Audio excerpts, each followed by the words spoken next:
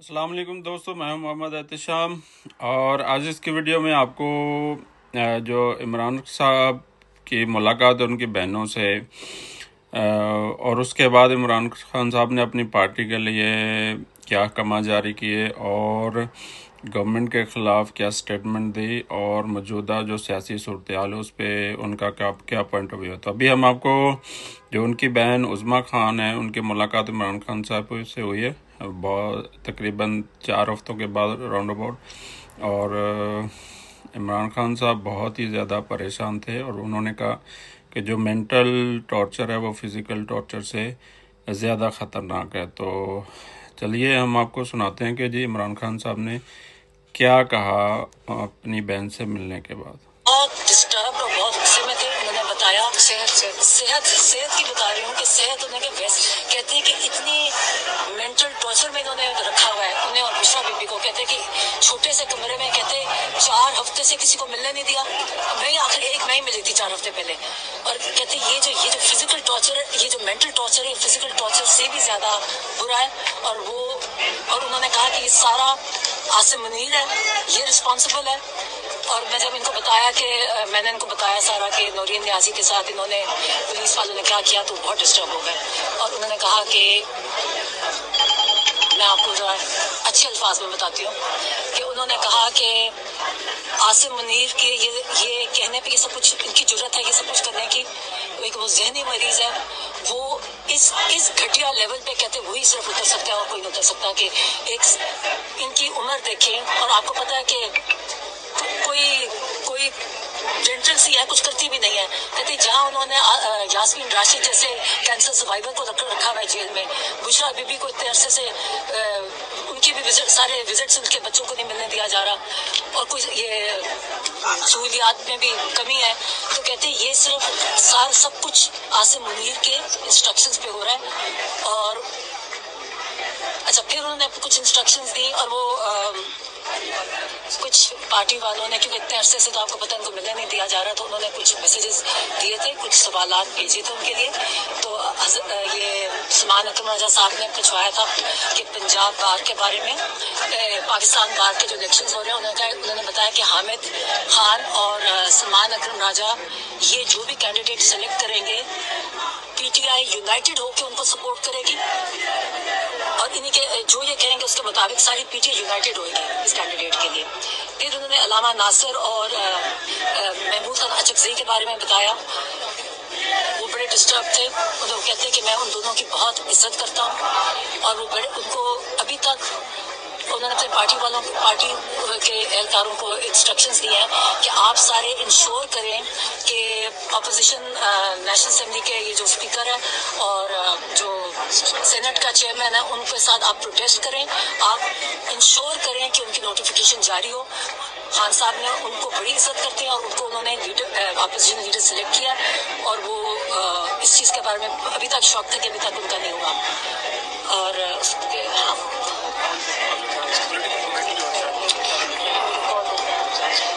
हाँ, उन्होंने कहा जी अच्छे से उन्होंने खान साहब ने तहरीक का उनको रिस्पॉन्सिबिलिटी दी है, क्योंकि आपको पता है कि पीटीआई वालों पे ये बहुत सख्ती करते हैं। तो इन्होंने उनको वो लीडर्स हैं उस अलायंस के और उनकी जिम्मेदारी है तो जो कॉल देगी सारी पीटीआई उनको उस कॉल में सपोर्ट करेगी। खास तौर पे खान साहब के अपने पार्लियामेंट्री जो लीडर्स हैं, ये जो पार्लियामेंटेरियंस हैं, इनको खान साहब ने सब ने भरपूर मुकम्मल शिरकत करनी है। और नहीं और पार्लियामेंट्री उनको पार्लियामेंट्री लीडर भी तक सिलेक्ट नहीं, उसकी जगह खाली है। उन्होंने शायद खट्टर को कहा कि इसको पार्लियामेंट्री लीडर बना दें अपोजिशन का। और कुछ बताया था सैयद अफरीदी के बारे में कहा जी वो बहुत खुश थे। उन्होंने कहा मैं उसको बिल्कुल सपोर्ट करता हूँ। उन्हें कहा कि उन्हें इनकरेज किया कि आप फ्रंट फुट पे करें। यहाँ पाकिस्तान में कोई आयन और कानून अब खत्म हो चुका है। ये सारा पीटीआई के लिए आयन और कानून और बाकी सारे उस कानून के ऊपर है।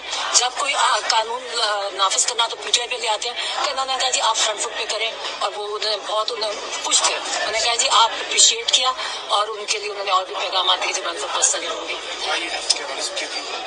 नहीं। और वो मैं अच्छा और मैं डिफरेंट हाँ उनको एक और जो उनको देखिए आप ये जो पहले जब मैं अंदर गई ना तो उनकी जो मतलब परेशानी थी ना, वो उनको गुस्सा था और वो परेशान थे कि जो कहते जो आइसोलेशन है ना, कहते आइसोलेशन इतनी बुरी है और उनको इतना लंबा, पहले तो हफ्ते में एक दफा हम हमें से मिल लेता था, मुकम्मल आइसोलेशन, और इतने डिस्टर्ब है। हमने उनको बताया कि हम आपके बाहर बैठ रहे हैं, तो जब उनको ये भी पता चला कि ये कोई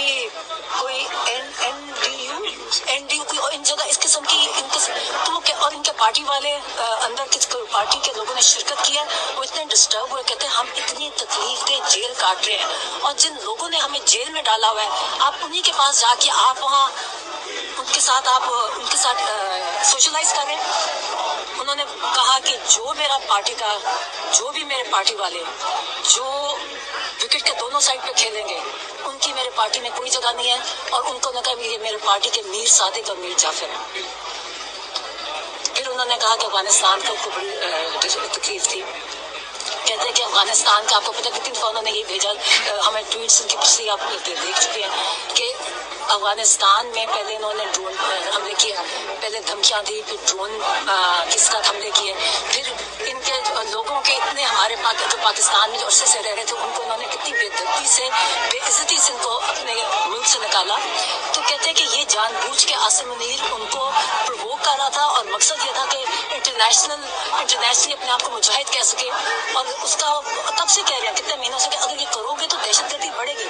आप जो ड्रोन अटैक अपने जो ट्राइबल एरिया में ड्रोन अटैक करते उन पे भी ये कहते कि इससे दहशतगर्दी खत्म नहीं होगी तो बढ़ेगी। कहते अब इसी कहते कि आसिम मुनीर की पॉलिसीज है जिसकी वजह से आज हमारा सारा मुल्क सफर कर रहा है, दहशतगर्दी बढ़ती जा रही है। उनको बहुत अफसोस था।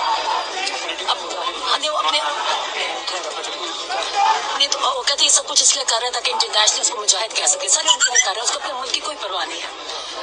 अच्छा, और फिर उन्होंने बड़ा ये अखबार में पढ़ा जो किसानों के साथ हो रहा है, और कहते हैं कि जब तक हमारी कौम को कहा कि जब तक आप गुलामी की माइंड सेट में रहेंगे, आप ये चीनी का माफिया, ये लैंड माफिया, ये मैंडेट चोर, ये सारे जो एक्सटेंशन माफियाज हैं, कहते ये आपको गुलाम बना के ही रखेंगे। अगर आपने और आपने अपनी नस्लों के लिए कुछ आज़ादी चाहते हैं तो इसके लिए आपको उठना पड़ेगा, अपनी आज़ादी के लिए लड़ना पड़ेगा, वरना ये आपको कभी आज ये है फिर नेक्स्ट उनकी आप देख लो उनकी नस्लों के गुलाम बनोगे और आपकी नस्लें भी उनकी गुलाम बनेगी। इसलिए अब हमारे पास कोई ऑप्शन नहीं है, कहते उठे, क्योंकि अगर नहीं किया तो हाँ यही होगा जो आजकल हो रहा है सबका। किसानों का उनको एक्चुअली खास किसानों की मेरे से आज बात की थी कि उनको उनके बारे में बड़ी परेशान थी, उनके साथ आजकल क्या सेहत के बारे में ये बताने सेहत माशाल्लाह ठीक थी। गुस्से में थे, डिस्टर्ब इस तरह थे कि गुस्से में इसलिए थे कि इन्होंने आइसोलेशन, कहते ये फिजिकल टॉर्चर से मेंटल टॉर्चर ज्यादा बुरा होता है।